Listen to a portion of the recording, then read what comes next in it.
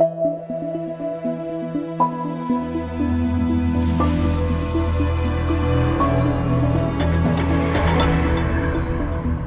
to a Sound Effect podcast, the podcast about sound effects. My name is Christian Hagelskjaer. And I'm Asbjoern Andersen. Welcome back to another episode of the Sound Effect podcast. We've got some great stories waiting for you, and it took a bit longer than we hoped to get them ready, but we can't wait to share them with you. Christian, can you present some of the stories that we have in store for today? Yeah, I spoke to Kostas Loukovikas, a Greek indie sound effects guy who runs the company Sound Ex Machina. We spoke about his company and the way he works and creates his sound libraries and his thoughts on recording in the studio and in the field. And also he shared one of his recording adventures where things got a little bit nasty at the end, I think we can say, but more about that later. And recently I spoke to Michel Marchant, who runs Bon Son Sound Effects in Canada. Some of you probably know him for releasing the sound effects library Wings a while ago, and recently the library called Stomps, which is a whole lot of monster and creature footsteps. And I talked to him about that and how he did it and his creative approach to that. Also, I talk a little bit about my own approach to field recording and how to plan it, basically. First off, let's hear some of the interesting new libraries that have been added to a sound effect recently. Dimensions by Melee Sound Design is a collection of sci-fi doors and secret doors, blast doors, gates, and so on, with a very industrial feel and lots of interesting mechanical movements.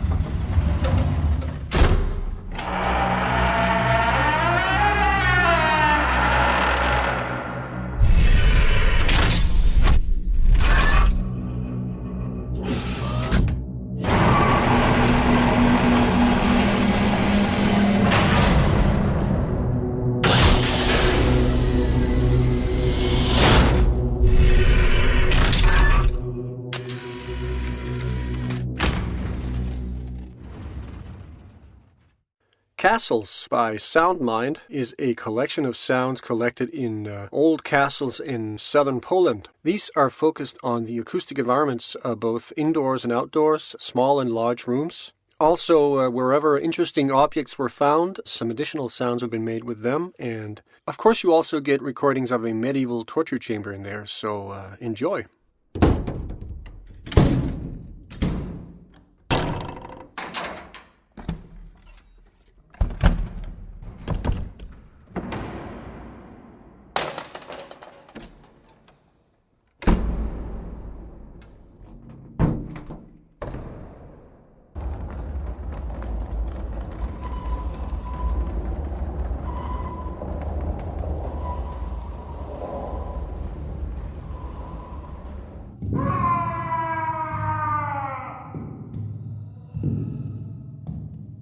Ambisonic Steam Trains by Detunized is a series of recordings of railways in Germany, recorded from various positions on the train, including the driver's position. You also get recordings of pass-bys and various service operations. Since the format is ambisonic, you have a lot of options when it comes to decoding and shaping your sound for your application. So check it out.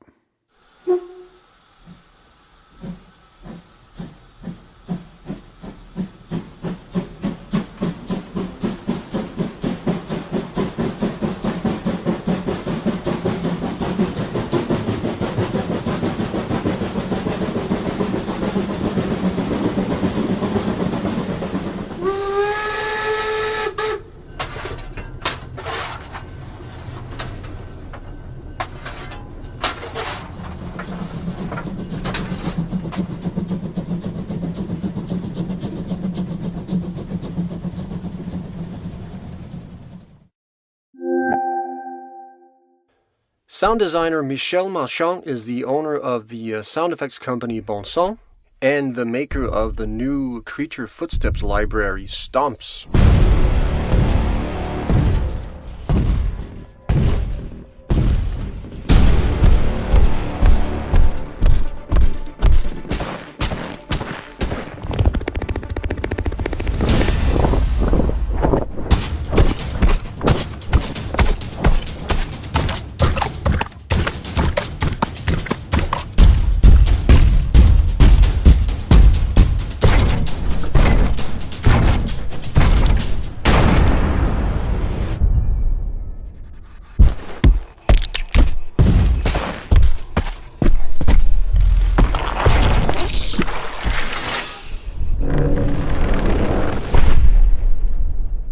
Michel. Can you tell us a little bit about your career and your company and your new sound library? First thing, thank you for inviting me to the program. My name is Michel Marchant. I'm a Chilean sound designer with a French name. That's weird, but that's my life. I started my career like 24 years ago. I started doing post-production sound for TV commercials in my country, in Chile, for around 5 years. After I moved to Mexico, continued doing the same thing for another great company, MCO Studios. And it was great, a lot of pressure, but I learned a lot of tricks to work fast, that's the good thing. Exactly. And after I moved to Montreal, Canada with my girlfriend, she's from France. We moved here and I started doing sound design for video games. And I did this for another 10 years. It was really fun. I worked for another great company called Web Generation at that time. The good thing with this company was that we have a lot of different projects, and it was great for me because I work for first-person shooters like Army of Two. I did creature sound design for games like Terra. I did a lot of iOS games for children. I like that also. A lot of different projects, and that kept me busy for that 10 years. But after 10 years, I decided to move. And just at that moment, Jean-Pascal Baudouin, he was looking for someone to help him in the audio department at Headspace Studio. Headspace Studio is the audio department of Felix and Paul Studios. They are some of the pioneers in virtual reality. Yep. And that was really new for me at the time. It was great. I just say yes, and I had 2 great years working with them, and I learned a lot again, a lot of new things for me. It was very exciting time, but after 2 years, I decided to leave my job and to spend more time doing sounds for Bonson, my company, and to doing freelance for other people. It was a personal decision, very hard, but hopefully it's going to work, and we'll see. Yeah, I keep you posted. So those are the 2 things that you're doing. You're doing your sound effects and you're doing freelance work. Exactly. Right now in 2017, the plan is to have more time to keep growing Bonson and continue doing freelance for friends and companies that want to work with me. That's the idea. Tell us about your new sound library, Stomps. I have to ask how you got the idea to do such a massive library. I think it's 8,500 sounds, right? Yes, it's a lot of sounds. How did that come about? Okay, when after Wings, that for me was a big surprise and was a big success. Yeah, it was. I'm happy with that. Thank you. I was thinking, what is next? I like fantasy, I like science fiction, I like create new sounds, and I think Stomps was the continuation of this. We have the wings, now we need the foot, Yeah, it was like exactly something normal, no? And it started like an idea. Obviously, I started doing a research first. My research started with films. I like a lot of movies. I did a big research, the things that I like for many movies, like all we love, no? Like Lord of the Rings, Jurassic Park, etc., no? Pixar movies. Yeah, classics. Yeah. Exactly, classics, not that classic like ¿cómo se llama? Pacific Rim, typical things like big sounds, no? Mm-hmm. That was the beginning. I say, okay, there are a lot of reference or sounds that inspire me, and I want to do this. I know it is going to be huge work because Footsteps is a big category, Yeah. But fortunately, everything goes well. So I just put my energy there. It was a very hard production for me. Take a lot of time, more than I was thinking. But at the end, I'm very happy with the results. Exactly. So that makes me want to ask what the process is like of making a library like this one. You sort of talked a little bit about that from your initial idea to the final release, but it's a long stretch of work. Can you tell us a little bit more about some details there? How do you structure that work? First thing is I have some notebooks in paper and I take notes all the time. Yeah, okay. Things like I want to do, or when I have an idea, I just put it in paper. I start with the research and I saw there was a lot of potential. When I was like sure I want to do this, I start contacting my close collaborators. I have a some people that I really love to work here in Montreal, and they work with me and Wings, and I want to work with them again in this collection. One of them was Joe Caron. He's a veteran Foley mixer. Okay. He has more than 200 credits in films here in Montreal. He do everything. He's a nice guy. I love to work with him. He has a lot of experience, but at the same time, he wants to experiment. He gives me the time and the space to direct, and it's very, very nice to work with him. Alors, I talk with Joe and I say, I have this project. What do you think? He say, let's do it. Also, I worked with Guy Francoeur. That was my Foley artist. He's another veteran, like a lot of films. He knows very well Foley. Always a pleasure to work with him. And we start doing this. I start planning. We plan 3 days of Foley in the studio. And we start looking for props, things that we wanted to do, and we start collecting these things. Alors, we did the list, we started testing things, and we start recording. And we spent 3 days in the studio, and we did 1 day in the forest. Forest was great. We take, Joe has a portable studio with Pro Tools, everything, and we bring all our stuff, all the props, all the things in a chalet close to a lake. We spent a whole day there recording big impacts with all kind of things, and was a lot of pleasure, a lot of good sonic material we came back with. It was great. Sounds like fun, actually. Wait, it's very fun.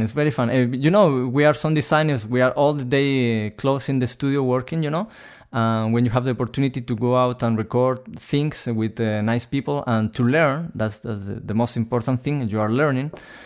I love it. It's just like you are paying me for breath, to drink water. It's like something great. That was really, really fun. And after when I went back with all these recordings, I have no idea how many gigs, but it was a lot of material. And just start the editing process that was very long. At least I take 4 months part-time, and after I take 2 months full-time working in these sounds, just to clean the sounds, choose the best takes, create the variations for the source material. It was very long.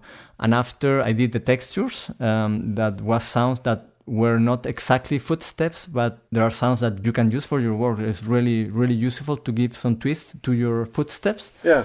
And finally, I did the design category. That was the more time-consuming because I wanted big sounds like sci-fi sounds, etc. And they take time, a lot of try and error, layering sounds, processing sounds. But I think I'm really happy with the result.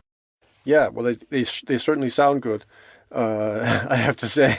Thank you. No, I'm really happy with the result, and people are sending me really good feedback. I'm happy. I just forget to mention something important in the process. At the end of the editing of the 3 categories, I have to do the metadata. For the metadata, Wait, yes, that's a big monster. For that, I have another close friend, close collaborator. His name is Paul Cole. He's an audio editor here in Montreal. He worked for a studio called Sonomar. That is the studio of another great friend, Martin Pinsonneau. This is another sound supervisor here. We have a close community here. And I work with him. We talk what I was expecting for the metadata. And Paul, he has a lot of experience doing this. And he came back with great resources. Fantastic. So you had some really good collaborators on this. Yes. I'm really happy I have these people because it's really nice to work with the people that is nice to work with. And they are good in what they do, That's for me, it's the most important thing. Yeah, that must be a very big help in a big project like this. Yes, you need help. Yeah. Yes, you need help. You cannot do everything. Yeah, definitely. You mentioned your first library, Wings, and where I saw that you did this thing where you divide the sounds into these specific creatures, and so you've done that again with Stomps. And I was just wondering if that's. You said you would take notes and come up with ideas, but do you get the ideas for these creatures before you go and record it, or how do you do that? The process is reverse. I do the sounds, and once I get everything, the source material and the texture, at that point, I will start creating the design category, When I start layering sounds, and sometimes, you hear a sound and say, oh, that's it's a big robot, or that's a big snow monster, or whatever, no? When I hear something like Remember Me, some creature or something, I say, okay, this is good, and I take that sound and I start creating the variation. I start polishing the sound and make some design just to make it big. It's not inverse. I start hearing the sounds, and when they relate me to some creator, I start doing the creator. Okay. So you need the raw material, and then you take a look at it and see what is this, and sort of get ideas from that. Exactly. I take my source material, that is all the props we record without processing, and when I start layering them and changing pitch and all the things some designers do, some magic start happening. Oh, this is good for this. This is good for that. That at least that's my process, and I think it's very good for me. Could I ask about some of the source sounds, or maybe some of the props you used for this? Because I saw you have a plunger in there, but there must be other interesting things that people can sort of get inspiration from. Sure. Typical boxing gloves, I really love it. Boxing gloves in different surfaces were great. A water bag was sounding very good also. This thing you put with hot water in the bed, that was great for some aquatic things. Ski boots really impressed me. They are from hard plastic, and when you hit these boots in different surfaces, they give some crunchy sound. I really like it. It has a lot of character. And also, it's great. And also Guy, he's a ski teacher. He knows well the boots, and he knows how to get sounds from there. It's not just normal walking. It's changing a little the angle of your foot, change the sound. Yeah. And that is a huge difference. And having a veteran Foley artist is great. It must be a huge help. Exactly. Other thing I really liked was a smoothing iron. In metal, it was an old smoothing iron and sounding very metallic, like very, very good. Okay. A lot of character, great for creatures, for robots, things like that. And the last one was a folding wheelchair. When you hear, you cannot say why is the prop that is producing this sound. It's just great. It just has a lot of character, and you can use that in many things. And I like when I have a prop that produces a sound that you cannot identify the source. I think that's the best props are like, oh, what is this? Sounds great. What is this? And that was one of my favorite props. Yeah. Okay, yeah, so for you, what makes a good footstep sound? I mean, this is, obviously, these are not human footsteps, mostly, I guess, or yes. even close to it. So what for you was a good footstep here? For me, it depends of what are you looking for. Personally, I like the big ones, with lot of bass and lot of character, Mm-hmm. The snow boots, like I say, they were great, but there are many props that produce some great sounds a lot. I like the big things, but also we did, for example, we have some gloves, and Guy, he put some nails in every finger, nails from metallic things in every finger, or he put some plastic things, and with this he was doing like things like that. Yeah. And it's great for small creatures, we have a very wide range of sounds. We have from harshy sounds like very high frequency oriented. We have medium, and we have a lot of things with low. And I think you have a lot of colors to paint with this library, and I think depends what you are looking for is the sound you're gonna like. But I like big ones in general. Yeah, that's your personal favorite. Personal favorite, Yeah, exactly. Yeah. So I don't know if you could describe the process from start to finish, maybe something that you layered from different elements. Yes. Or... Sure. For example, there are a heavy robot like I create. This was a mix of wheelchair, vacuum cleaner, metal bar, and a rock crush. With these four sources, obviously processed. When you hear this, it's a robot. It's just it works perfectly. Here an example. These are the design sounds.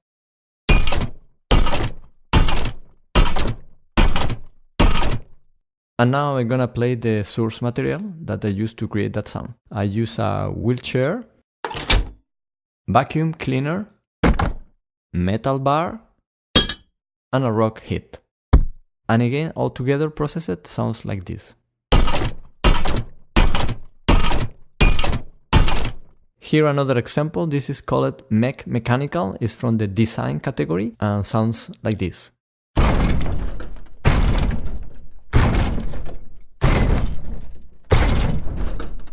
And to create those sounds, I use ski boots, a car door, and a walking support. And again, all together sounds like this.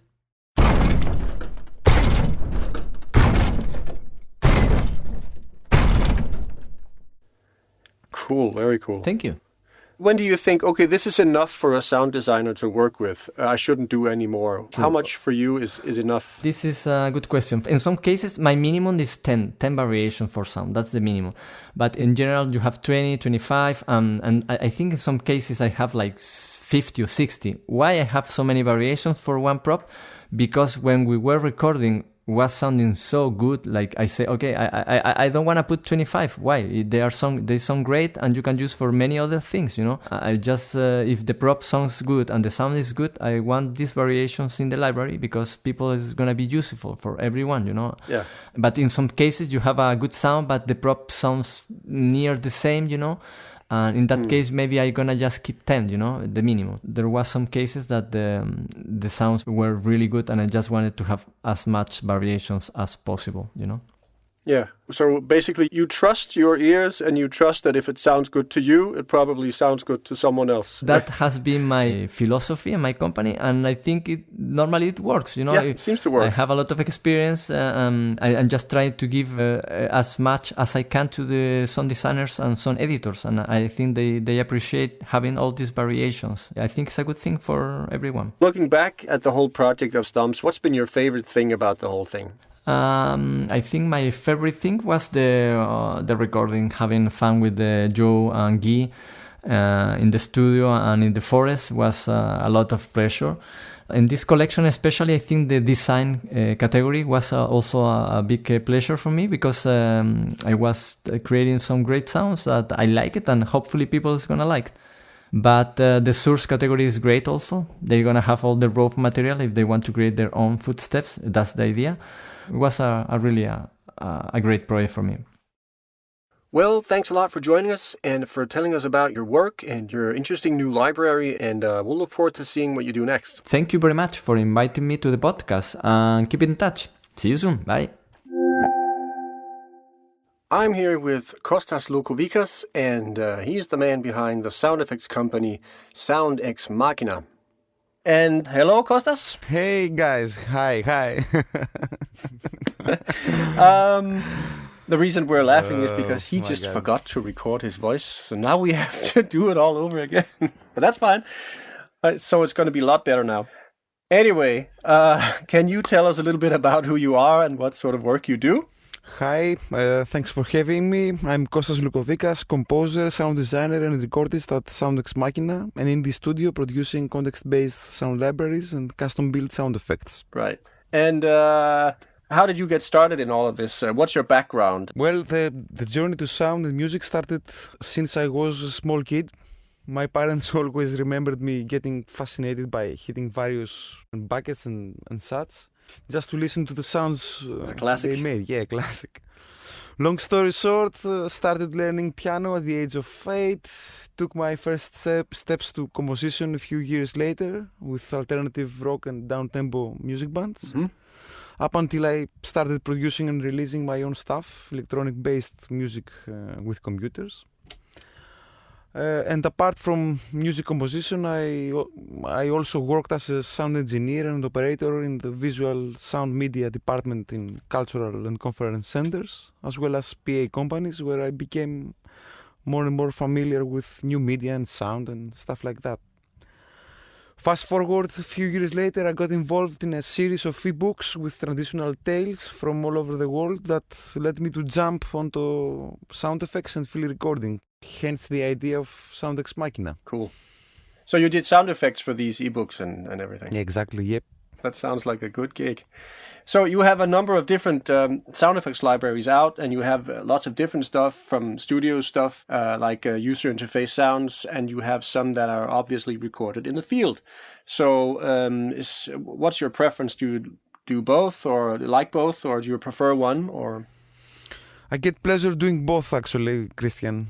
Each type has its own magic. Studio work is like a huge playground with microphones and endless choices to play with and experiment. Mm-hmm. I love to turn on the machines, drop sounds in the DAW, turn knobs and play with plugin effects, move faders and listen to what will happen. Working in the studio basically allows me to easily start sculpting the sound in order to get the feel that is closer to the given directions and needs of each project. For field recording projects, I pack all my mobile stuff and go literally for hunting. Love sitting for hours in the field, listening to the sound signature of its place, switching between different modes of listening and try to capture that particular sense of the world, if you like. Yeah. Luckily, I live in a place with environmental diversity and it's quite easy to access many widely different, interesting soundscapes. So, so you live in the city or in the country or...? I live in a city of northern Greece called Xanthi.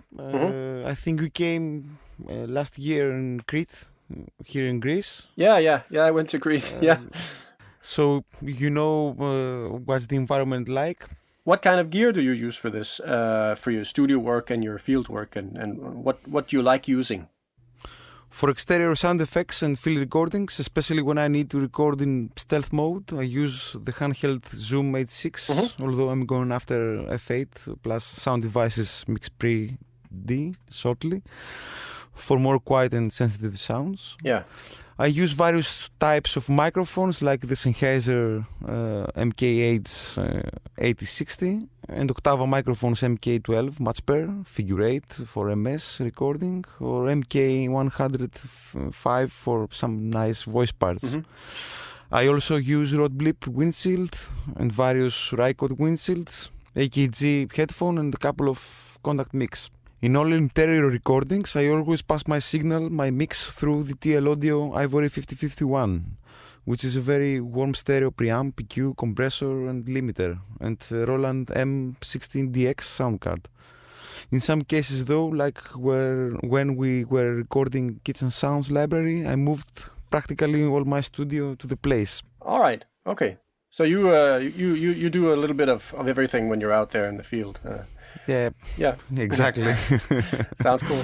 So when you decide to start working on a new library, how do you get started?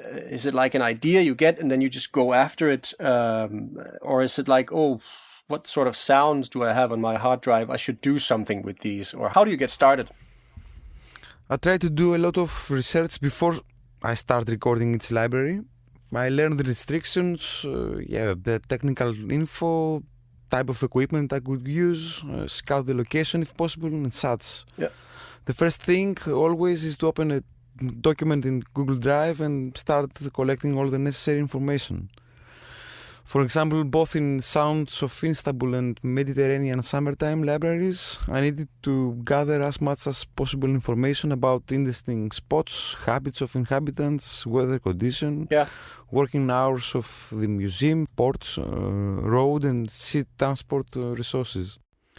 Then I start to record, and it's a period that I'm really coordinating with the process, and it feels like I'm in a meditative experience, just like when I start composing music. In the flow, or whatever they call it. So you're pretty systematic about it. You really try to prepare yourself for doing this. Yeah, exactly. Is there something that you always find really difficult or challenging about making a library? The biggest challenge, apart from a skill set standpoint, is to cover each subject adequately and provide tools that actually help sound professionals unleash their creativity. It's really important to not lose sight of the product, what people really need and want from us, and whether we're delivering those things or not. It's always a question of balance, actually. Yeah. I remember how hard this was for our first libraries and how we struggled to not lose focus of our products due to our impulses. Yeah.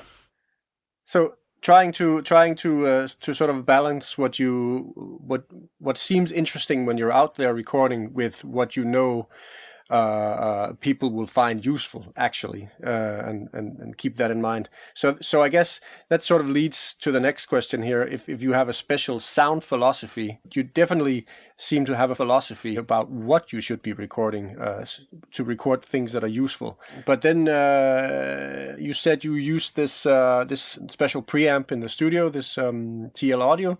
So are you concerned with recording something that is absolutely super clean and realistic always, or do you sometimes go for something that is a little more flavored or maybe even a little bit unrealistic sometimes? What do you prefer? It depends on each project. The main concept design is to convey context-based sound libraries focused on diversity, quality, and style. It's been our aim to provide maximum creative freedom, including raw, unprocessed sounds with a variety of versions of the same sound with extreme attention to accuracy, especially in cases such as the UI Sounds series and the Analog Days sound library, so that each of our sounds will be ready to use as is. Yeah. Okay. So you're not saying, okay, now I've done whatever 10 clean sounds. Now I'm going to try to run them through some effects, and you leave it to the customer to do that, or. In general, yeah, we include raw unprocessed sounds with multiple versions of the same sound. I'd like to ask you if you have any, what should we call them, war stories? Anything that sort of stands out and has been interesting or dangerous or funny or whatever. Always come to mind the experience we had while we were recording cow voices for Animal Farm Library. You read about it in our blog, I think, so you know something about it. I did read about it, but you should tell it here so everyone can hear it. Well, we arrived just before night to a remote farm up in the mountains to a rural scenery with rich cow vocalizations echoing beautifully in the air and no city or other human-made noises. Oh, perfect. The session ended well and we drove back home, but then our drama began. It seems we had brought several dozens fleas back home without knowing it. I mean, how we could expect it. It's very uncommon to come across fleas in a farm in Greece these days, and yet there they were.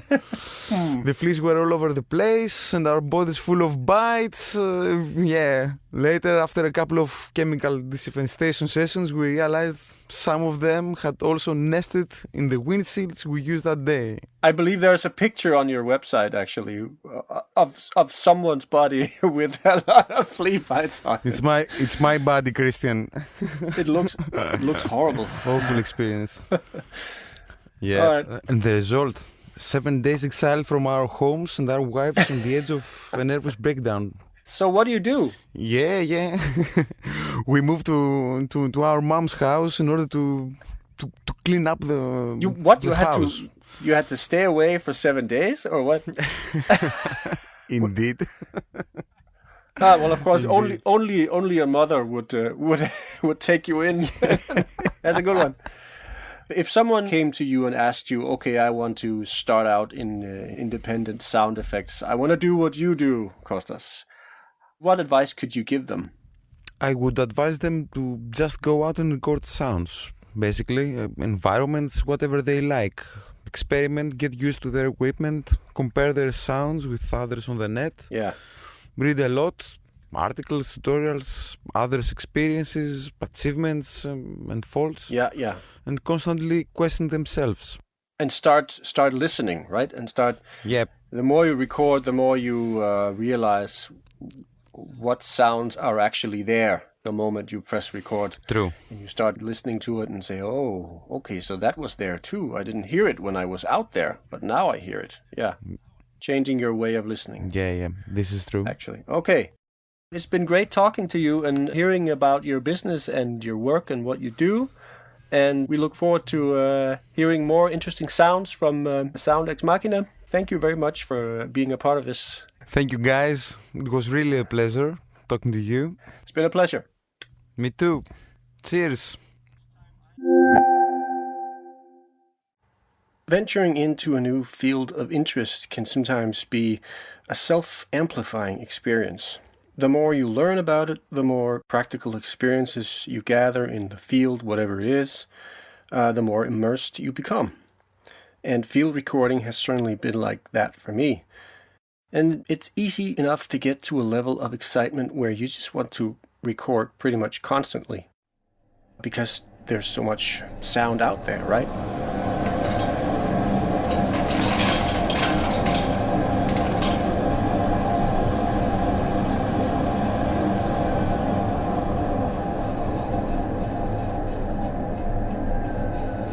But in all likelihood, you'll reach the point of diminishing returns with purely spontaneous recordings, since just walking down the street at a random time and location is a pretty inefficient way to consistently strike sonic gold, so to speak. Adding even a tiny element of planning greatly improves your chances of capturing something new and interesting, perhaps even something you hope to capture. And for many field recordists, time is more or less limited. Maybe field recording is merely your hobby, maybe it's an infrequent part of your job as an audio professional. Whatever the case, the liberty to plan day-long or week-long recording trips is an unattainable luxury for many.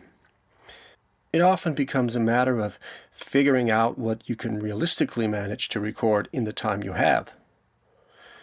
Of course, how you ideally plan your recording trips depends not only on what you want to record, but also on why you record at all. For instance, I record mostly with the purpose of turning those recordings into sound effects collections. On one hand, that sometimes means lugging around a sound bag with recorder and mixer, shotgun mic, contact mics, binaural mics, whatever, windscreen stands, and so on, to let me record close-up, stereo ambience, and what have you. On the other hand, pretty much anything is a potential subject, so I can record household objects without leaving my home, or I can record the garbage truck whenever it's in my street. For others, recording nature and wildlife is the overwhelming interest. And while some choose quite pragmatically to record whatever animals live in their neighborhood, others acknowledge the fact that the further you get away from urban areas, the more interesting and intense the recordings can get.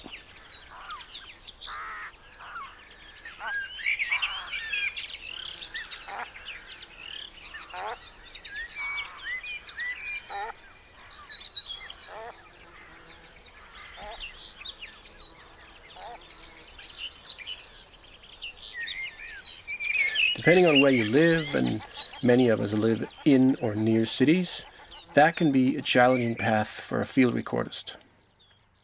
Highways and flight paths are two of the worst words in the vocabulary of the nature recordist, and for those lucky enough to have full-time jobs and families, taking time out to travel far enough away that traffic noise is not audible in recordings, well, it may seem a daunting task.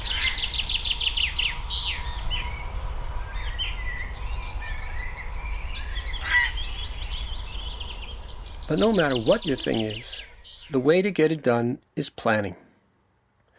Don't just assume you'll get around to recording all of your kitchen utensils someday. Plan it. You might need to shut off the fridge for the duration, make sure everyone else is out of the house, etc. And that takes planning. In the same way, don't sit around lamenting the 3-day trip to record those rare frogs in that remote swamp that you don't have time for. Plan it. Do your research. Find out when the best time to go would be, then decide that you will. Not every weekend is packed with birthdays or wedding anniversaries. For me, as a sound effects recordist, the problem is sometimes deciding what to record when I have a slot of time. Sometimes I know I have about an hour, sometimes it's a lot more. I've made it a habit to keep a mental list of things to record when I have a little bit of time, usually something in my home or a few blocks away, as well as things that require more planning, longer travel times, and more recording time. Or maybe it's a one-time event and I need to figure out how to get access. In my case, planning and preparedness actually allows for spontaneity. If I suddenly have a free hour, I know which floorboards creak like crazy and need recording. If the wind picks up, I know exactly which construction sites have big tarpaulins that will probably be flapping noisily. And because I talked to some of the neighbors of that site, I know that those huge pile drivers will be making their lives miserable for another 6 weeks minimum, giving me plenty of time to record them.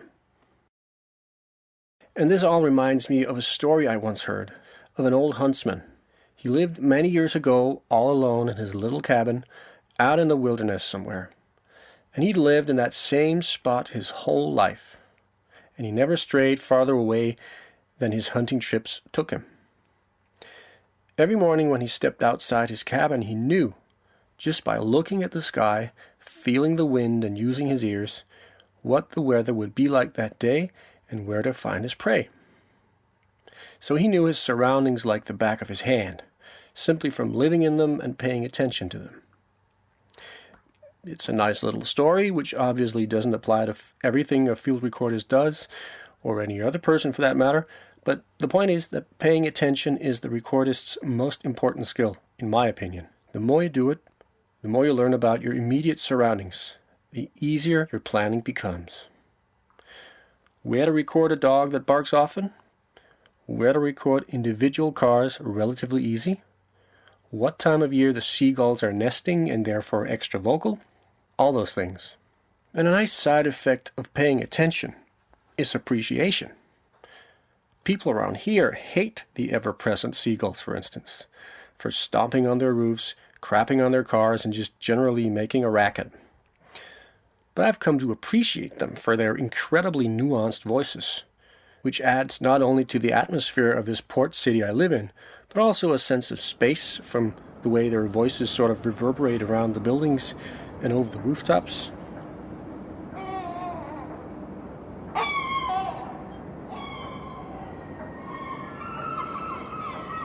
And visually, the way they sometimes sail over the skylight in our bedroom. All of that comes from paying attention and learning to appreciate your surroundings.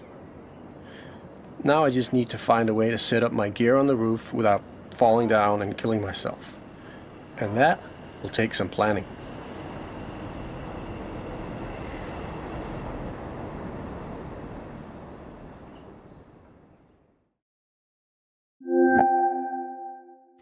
Those were some pretty good insights, Christian. Thanks a lot for sharing those. Yeah, I hope that'll be of use to someone. Has been for me. That's pretty much what we have for this episode. Thanks a lot for listening, and hope you'll join in again the next time around. See you next time. See you.